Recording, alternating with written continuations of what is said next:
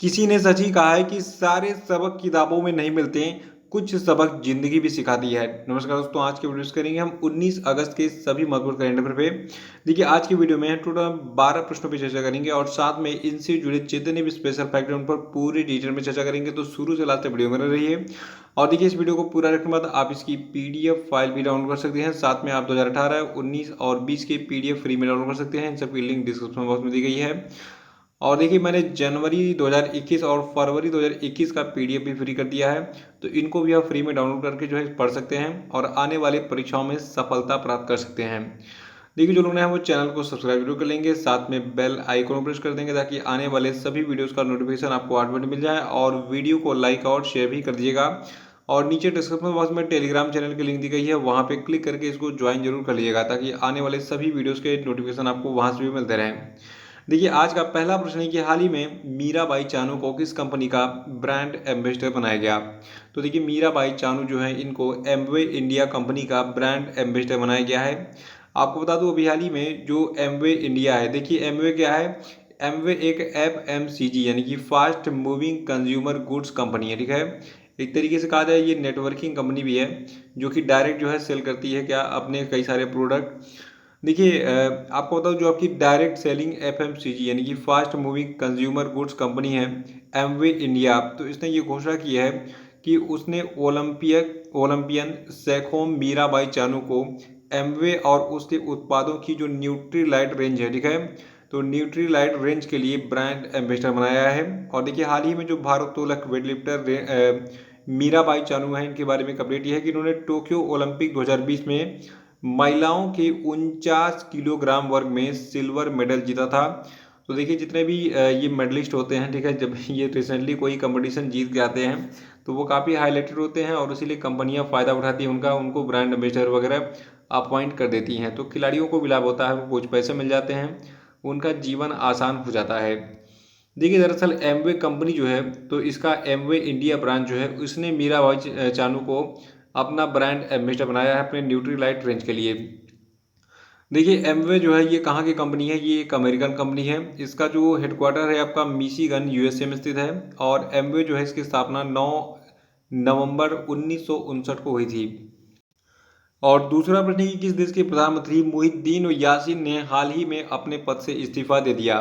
तो देखिए, जो मुहिद्दीन यासीन है ये मलेशिया के प्रधानमंत्री थे और इन्होंने अपने पद से हाल ही में इस्तीफा दे दिया है। देखिए, जो आपके मुहिद्दीन यासीन हैं, तो प्रधानमंत्री के तौर पर इनका कार्यकाल केवल 17 महीने का रहा। 17 महीने में ही इन्होंने अपने पद से इस्तीफा दे दिया, जो कि किसी भी मलेशिया के प्रधानमंत्री का अब तक का जो है सबसे छोटा कार्यकाल है, ठीक है। इन्होंने अपना पूरा कार्यकाल भी पूरा नहीं किया।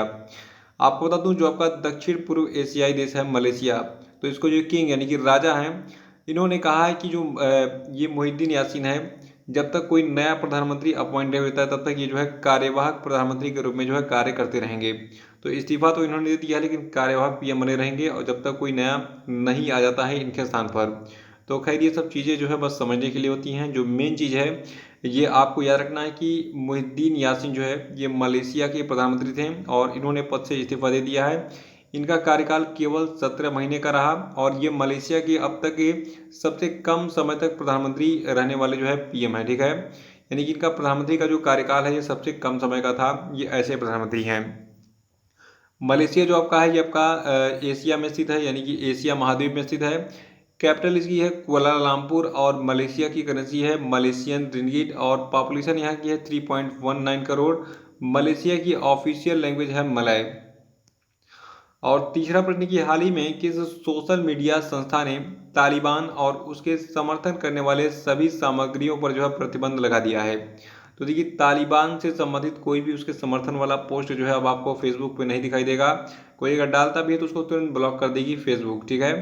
तो अब कोई भी यूजर तालिबान का समर्थन करने या फिर आतंकियों के गुणगान करने वाले पोस्ट को शेयर नहीं कर पाएगा फेसबुक पे। और फेसबुक ने यह बताया कि वो तालिबान को आतंकी समूह मानता है, इसलिए उस पर यह प्रतिबंध लगाया गया है। देखिए, फेसबुक कंपनी जो है इसके संस्थापक कौन है, मार्क जकरबर्ग हैं और ये वर्तमान में इसके सीईओ भी हैं। ये प्रश्न मुझे लगता है कि अब तक कोई भी एग्जाम नहीं पूछा होगा इसमें ना पूछा गया हो कि फेसबुक के संस्थापक कौन है। तो कौन है, मार्क जकरबर्ग। और फेसबुक की स्थापना इन्होंने कब की थी, फरवरी 2004 में। और फेसबुक जो है इसके जो CFO यानी कि चीफ फाइनेंशियल ऑफिसर, इनका नाम है डेविड वेनर। और फेसबुक का मुख्यालय आपका कहाँ पे स्थित है? मेलेनो पार्क, कैलिफोर्निया, USA में।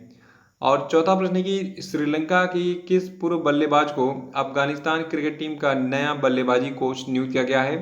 तो देखिए, श्रीलंका के जो आपके पूर्व बल्लेबाजी कोच हैं अविस्का गुणवर्धने, ठीक है, इनको बनाया गया है अफगानिस्तान क्रिकेट टीम का नया बल्लेबाजी कोच।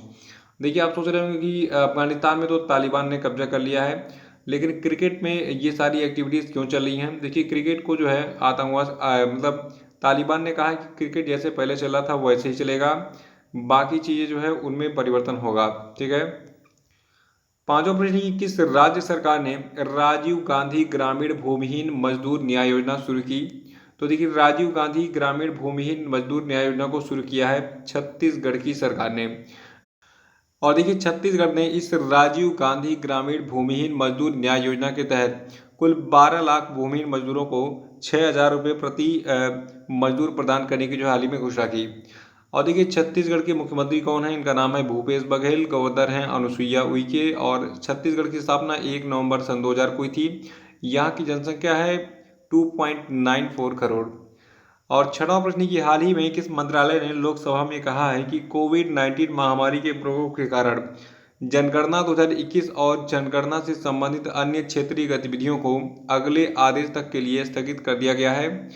तो देखिए, आपको बता दूं, जो भारत का गृह मंत्रालय है इसने कहा है कि जनगणना की सारी एक्टिविटीज़ जो है अब बंद रहेंगी, क्योंकि कोरोना महामारी से फैल सकता है। आपको बता दूं, हर 10 साल में भारत में जनगणना होती है, और 2021 की जो जनगणना है ये भारत की 16वीं राष्ट्रीय जनगणना होगी। ये क्रम याद रखिएगा, अगर ये क्रम जो है एग्जाम में पूछ लिया गया तो आप चौंकिएगा मत। क्रम है 16वां, ठीक है। तो 2021 की जनगणना 16वीं राष्ट्रीय जनगणना होगी। देखिए, जनगणना से संबंधित मैंने बहुत सारे वीडियोस अपलोड किए हैं पहले ही। आप यूट्यूब पे सर्च कर सकते हैं, हमारे चैनल पे जाके जो सर्च बॉक्स होता है उसमें, कि सेंसस ऑफ 2011 यानी कि भारत की जनगणना 2011 के प्रमुख आंकड़े, ठीक है, बाई एग्जाम गुरु एकेडमी। तो इतना सर्च करेंगे आपको वीडियो मिल जाएगा, उसको देख लीजिएगा। सातवां प्रश्न, की केंद्रीय कौशल विकास और उद्यमिता राज्य मंत्री राजीव चंद्रशेखर के अनुसार भारत नेट कार्यक्रम के तहत भारत के 6 लाख गांवों को किस साल तक इंटरनेट कनेक्टिविटी मिल जाएगी? तो आपको बता दूं कि जो भारत नेट कार्यक्रम है इसके तहत टोटल भारत के 6 लाख गांवों को 2024 तक इंटरनेट की कनेक्टिविटी जो है दे दी जाएगी। ऐसा भी हाल ही में जो भारत के केंद्रीय कौशल विकास और उद्यमिता राज्य मंत्री हैं राजीव चंद्रशेखर, इन्होंने स्टेटमेंट में बताया अपने। देखिए, जो केंद्रीय कौशल विकास और उद्यमिता राज्य मंत्री हैं राजीव चंद्रशेखर, इनके अनुसार जो भारत नेट कार्यक्रम है इसके तहत 6 लाख गांवों को 2024 तक इंटरनेट की कनेक्टिविटी मिल जाएगी। और इनके अनुसार अब तक करीब 2.8 लाख गाँव को इंटरनेट की सुविधा मिल चुकी है। हमारे यहाँ तो नहीं मिली, आपके यहाँ अगर इंटरनेट की सुविधा मिल चुकी है तो बताइएगा। ये भारत नेट परियोजना जो है अगर सक्सेसफुल हो जाए तो यार थोड़ा सा मुझे भी फास्ट इंटरनेट मिल सकता है। तो अभी तक तो मुझे नहीं मिला। क्या आपको भारत नेट कार्यक्रम के तहत इंटरनेट की सुविधा मिल गई है आपके गांव में? जरा कमेंट बॉक्स में बताइए। एक सर्वे हो जाएगा आज, इससे पता चलेगा कि ये योजना जो है कितनी इसमें सच्चाई है। आपको बता दूं, जो आपका भारत सरकार है ये प्रत्येक परिवार के लिए इंटरनेट सुविधा प्रदान करने और परिवार में प्रत्येक सदस्य के लिए कम लागत वाली डिवाइस के साथ इंटरनेट तक पहुंच प्रदान करने के अपने उद्देश्य की दिशा में काम कर रहा है। और इसीलिए ये भारत नेट कार्यक्रम चलाया जा रहा है ताकि गाँव में भी इंटरनेट की कनेक्टिविटी बढ़ाई जा सके।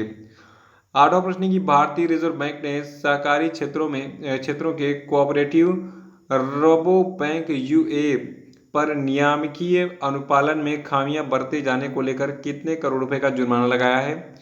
तो देखिए, ये जुर्माना लगाया गया है 1 करोड़ रुपए का। आपको बता दूं, जो आपका रिजर्व बैंक ऑफ इंडिया है इसने ये बताया है कि बैंकिंग विनियमन अधिनियम 1949 के कुछ प्रावधानों और आरक्षित निधियों के हस्तांतरण से संबंधित निर्देशों का उल्लंघन करने पर यह जुर्माना लगाया गया है। और देखिए, जो भारतीय रिजर्व बैंक यानी कि रिजर्व बैंक ऑफ इंडिया है इसका मुख्यालय कहाँ पे है? मुंबई में है। और देखिए, रिजर्व बैंक ऑफ इंडिया की स्थापना अंग्रेजों के समय में 1 अप्रैल 1935 को हुई थी, और उस समय इसका मुख्यालय कोलकाता में हुआ था, लेकिन बाद में इसको मुंबई में कर दिया गया। और देखिए, रिजर्व बैंक ऑफ इंडिया के 25वें गवर्नर हैं शक्तिकांत दास जी। नवा प्रश्न है कि Mumbai academy of moving image film festival की नई अध्यक्ष कौन बनी? तो देखिए Mumbai academy of moving image film festival की नई अध्यक्ष बनी है प्रियंका चोपड़ा। देखिए इससे पहले इस पद पर आसीन थी दीपिका पादुकोण, लेकिन वो अपने पद से हट चुकी हैं और अब प्रियंका चोपड़ा जो है अध्यक्ष के रूप में काम करेंगी मामी यानी कि Mumbai academy of moving image film festival का। देखिए प्रियंका को मामी के 89 बोर्ड द्वारा सर्वसम्मति से नामित किया गया इस पद के लिए, जिसमें नीता अंबानी सहअध्यक्ष हैं और अनुपमा चोपड़ा, अजय बिजली, आनंद जी महिंद्रा, फरहान अख्तर, ईसा अंबानी, कबीर खान और कौस्तुभ धौसे, किरण राव, राणा दग्गुबाती, रितेश देशमुख, रोहन सिप्पी, सिद्धार्थ राय कपूर, विक्रमादित्य मोटवानी, विशाल भारद्वाज और जोया अख्तर शामिल हैं। और 10वां प्रश्न की हाल ही में अमेरिकी संसद ने किसे शांति और अहिंसा यानी कि पीस एंड नॉन वायलेंस को बढ़ावा देने के लिए मरणोपरांत प्रतिष्ठित कांग्रेस के स्वर्ण पदक यानी कि कांग्रेशनल गोल्ड मेडल से सम्मानित करने की घोषणा की है। तो आपको बता दूं अमेरिकी संसद ने अभी हाल ही में महात्मा गांधी को, ठीक है, मरणोपरांत जो है प्रतिष्ठित कांग्रेस के स्वर्ण पदक यानी कि कांग्रेशनल गोल्ड मेडल से सम्मानित करने की घोषणा की है। देखिए जो कांग्रेशनल गोल्ड मेडल होता है ये संयुक्त राज्य अमेरिका में सर्वोच्च नागरिक पुरस्कार है और आपको बता दूं गांधी कांग्रेशनल गोल्ड मेडल प्राप्त करने वाले पहले भारतीय व्यक्ति होंगे, यानी कि महात्मा गांधी जो है ये पहले ऐसे व्यक्ति हैं जिनको ये पुरस्कार मिला है। और ये पुरस्कार अब तक George Washington, Nelson Mandela, Martin Luther king junior और मदर टेरेसा और रोजा पार्क्स जैसे महान हस्तियों को दिया जा चुका है। 11वां प्रश्न की हाल ही में किस राज्य के निवासी मोहम्मद आजम को अनुकरणीय नेतृत्व गुणों को प्रदर्शित करने के लिए हाल ही में केंद्रीय युवा मामलों और खेल मंत्री अनुराग सिंह ठाकुर के द्वारा दिल्ली में राष्ट्रीय युवा पुरस्कार से सम्मानित किया गया है। तो देखिए ये पुरस्कार अभी हाल ही में दिया गया है तेलंगाना के मोहम्मद आजम को, ठीक है। तो इस बार का जो राष्ट्रीय युवा पुरस्कार ये किसने जीता है? तेलंगाना के निवासी मोहम्मद आजम को, ठीक है। देखिए आपको बताओ जो तेलंगाना के करीमनगर जिले के मोहम्मद आजम हैं इनको अनुकरणीय नेतृत्व गुणों को प्रदर्शित करने के लिए ये पुरस्कार दिया गया है। और आपको बता दूं आजम ने जो है क्या किया है, हरित हरम परियोजना के तहत रक्तदान, अंगदान और वृक्षारोपण कार्यक्रमों से संबंधित कई जागरूकता कार्यक्रम आयोजित किए और इसीलिए इनको इस राष्ट्रीय युवा पुरस्कार से सम्मानित किया गया है हाल ही में। और देखिए जो मोहम्मद आजम है इनको इस पुरस्कार स्वरूप 50,000 रुपये का नगद राशि और एक प्रशंसा प्रमाण पत्र जो है दिया गया है। 12वां की हाल ही में उत्तर प्रदेश सरकार ने किस स्थान पर आतंकवाद निरोधी दस्ते यानी कि एंटी टेररिस्ट स्क्वाड कमांडो के लिए एक प्रशिक्षण केंद्र स्थापित करने का निर्णय लिया है। देखिए जो उत्तर प्रदेश है, ठीक है, उत्तर प्रदेश में जो पश्चिमी उत्तर प्रदेश है वहाँ पर जो है बहुत ज़्यादा आतंकवादी गतिविधियाँ पाई गई हैं और इससे पहले भी बहुत सारे वहाँ पे कांड हो चुके हैं। तो इसीलिए जो है इसको देखते हुए जो पश्चिमी उत्तर प्रदेश है तो उसके सहारनपुर जिले के देवबंद में जो है उत्तर प्रदेश सरकार ने ये निर्णय लिया है कि वहाँ पर एक ATS कमांडो के लिए प्रशिक्षण केंद्र स्थापित किया जाए। देखिए पश्चिमी उत्तर प्रदेश में आतंक की जड़ें बहुत गहरी हैं। कभी उत्तर प्रदेश का जो शामली है तो वहाँ के कैराना तो कभी सहारनपुर से संदिग्ध गतिविधियाँ उजागर होते रहती हैं। और ख़ास बात ये कि जो आतंकी संगठन जैश ए मोहम्मद है, ठीक है, तो जैश ए मोहम्मद जो है ये पश्चिमी यूपी में सक्रिय जो है, काफ़ी सक्रिय है। और देखिए सबसे पहले सहारनपुर में ही जो है आतंकवादी गतिविधियाँ सामने आई थी। कुछ विदेशियों को वहाँ पे जो है किडनैप कर लिया गया था सहारनपुर में ही और उनको किडनैप करके, और कुछ होता नहीं है जो बहुत सारे होता नहीं कि किसी भी हम क्या करते हैं ब्लैकमेलिंग वाला काम, किसी को किडनैप कर लिया और कहते हैं भाई इसके बदले फलाने को आप रिलीज़ कर दीजिए, छोड़ दीजिए। फिल्मों में आपने देखा होगा तो कुछ उस प्रकार की घटनाएं हुई थी बहुत पहले। और ऐसे में जो आपका देवबंद है, देवबंद में भी देखिए बहुत सारे आतंकवादी पकड़े गए थे। तो देवबंद में बनने वाला जो ATS का कमांडो ट्रेनिंग सेंटर होगा तो कई मायने में ये अहम होगा, जिसके जरिए ATS के द्वारा आतंकवादी गतिविधियों पर करारी चोट की जा सकेगी। देखिए वैसे भी योगी जी काफ़ी सक्रिय हैं इस मामले में और जितने भी इस समय गुंडे मवाली हैं सभी जेल में हैं। एक गाना भी आया है कि आज जेल हुई काल बेल हुई परसों से वह खेल हुई। तो अब जेल और बेल वाला काम खत्म हो गया है। सीधे क्या करता है, इनका एक TUV गाड़ी है, ये आतंकवादियों को या फिर जो भी माफिया डान होते हैं चाहे किसी भी हिंदू हो या मुस्लिम हो, अगर वो आतंकवादी गतिविधियाँ करते हैं, अगर उनका रिकॉर्ड खराब है तो योगी जी उसको TUV में लाश के लाते हैं, रास्ते में गाड़ी पलट जाती है, ठोंक दिया जाता है यहाँ पर टेररिस्टों को। तो ये काफ़ी अच्छा भी है, थोड़ी सी शांति बनी हुई है उत्तर प्रदेश में। देखते हैं अच्छा क्या होता है। देखिए योगी जी में सारी क्वालिटी मुझे दिखती है, लेकिन कुछ चीज़ों के मामले में योगी जी बिल्कुल बेकार हैं, जैसे कि रोजगार के मामले में। अगर वो रोजगार के मामले में आगे बढ़ जाए तो फिर से उनकी सरकार बन सकती है। वैसे भी उत्तर प्रदेश में कोई बहुत अच्छे नेता नहीं है, सारे नेता बिल्कुल लालची हैं, सब अपना अपना देखते हैं, जातिवाद करते हैं। तो ये काफ़ी बैड न्यूज़ है सबके लिए कि यूपी में अब तक कोई एक अच्छा नेता नहीं आया। देखिए इस बार के चुनाव में मैं आपको यही अपील करूंगा कि उत्तर प्रदेश में जो अगर कोई निर्दल प्रत्याशी खड़ा हो रहा है विधायकी के लिए, ठीक है, तो निर्दल प्रत्याशी अगर उसकी क्वालिटी अच्छी है तो आप उसको जिताइए, किसी भी पार्टी को वोट मत दीजिए, तब इनको इनकी औकात पता चलेगी। तो अब हम बात करेंगे आज के सभी क्वेश्चन अपडेट पे। देखिए आज क्वेश्चन अपडेट का पहला प्रश्न है कि हाल ही में कौन भारत के 69वें शतरंज ग्रैंड मास्टर बन गए, नाम बताइए इनका। दूसरा प्रश्न की प्रधानमंत्री नरेंद्र मोदी ने 75वें स्वतंत्रता दिवस के अवसर पर कितनी नई वंदे भारत ट्रेनें चलाने की घोषणा की है, बताइए। और तीसरा कि हाल ही में किसने राष्ट्रीय पादप आनुवंशिक संसाधन ब्यूरो यानी कि national bureau of plant genetic resource Pusa नई दिल्ली में दुनिया के दूसरे सबसे बड़े राष्ट्रीय जीन बैंक का उद्घाटन किया, बताइए। चौथा कि प्रधानमंत्री मोदी ने 75वें स्वतंत्रता दिवस पर लाल किले से 100 लाख करोड़ रुपए की किस योजना की घोषणा की है, बताइए।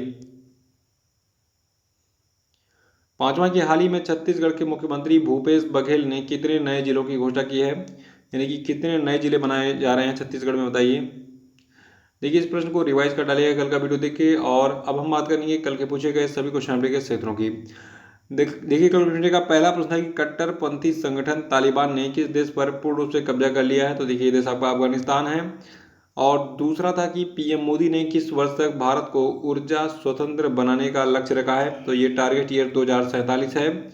और तीसरा था कि हाल ही में किसने आज़ादी के 75वें स्वतंत्रता दिवस के अवसर पर ऑपरेशन ब्लू फ्रीडम नाम का एक अग्रणी विश्व रिकॉर्ड अभियान जो इसको हरी झंडी दिखाई है, तो देखिए इनका नाम है डॉक्टर वीरेंद्र कुमार। और चौथा था कि हाल ही में किस देश के फुटबॉलर गर्ड मुलर का निधन हो गया, तो गर्ड मुलर जर्मनी के फुटबॉलर थे। और पांचवा था कि हाल ही में किस देश के फुटबॉलर चिन्मय चटर्जी का निधन हो गया, तो देखिए ये भारत के फुटबॉलर थे। तो इसी प्रश्न के साथ ये वीडियो समाप्त होता है। जय हिंद जय भारत।